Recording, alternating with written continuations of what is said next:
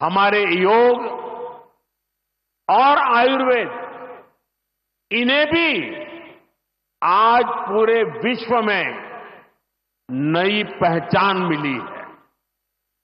भारत का सम्मान बढ़ रहा है। साथियों, किसी भी राष्ट्र का अस्तित्व पीढ़ी दर पीढ़ी उसकी संस्कृति के विस्तार, उस राष्ट्र की चेतना के विस्तार पर निर्भर करता है।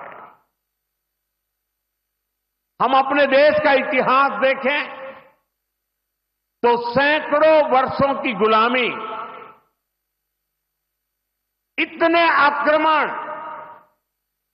भारत की सामाजिक संरचना को मिटाने की इतनी क्रूर कोशिशें, लेकिन भारत की चेतना कभी समाप्त नहीं हुई।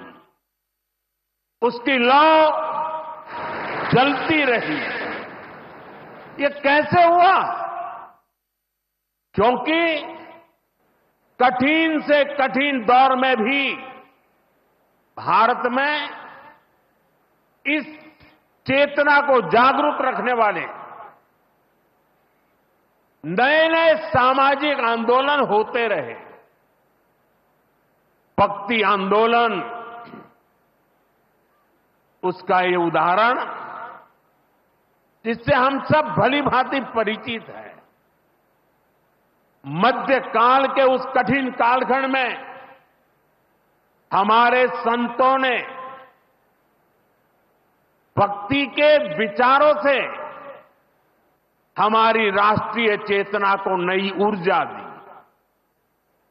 गुरु नानक देव, कबीरदास, तुलसीदास, सूरदास, हमारे यहां महाराष्ट्र में संत तुकाराम, संत एकनाथ, संत नामदेव, संत ज्ञानेश्वर, ऐसे कितने ही संतों ने हमारी इस राष्ट्रीय चेतना में अपने मौलिक विचारों से प्राण फूंके। इन आंदोलनों ने भेदभाव के फंदों को तोड़कर समाज को एकता के सूत्र में जोड़ा। इसी तरह स्वामी विवेकानंद जैसे महान संत भी हुए।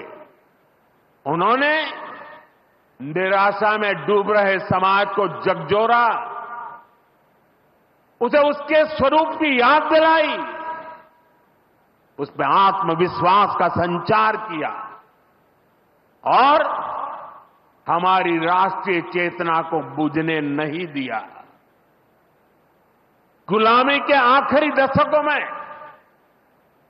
डॉक्टर साहब और गुरुजी जैसे महान व्यक्तित्वों ने इसे नई ऊर्जा देने का काम किया।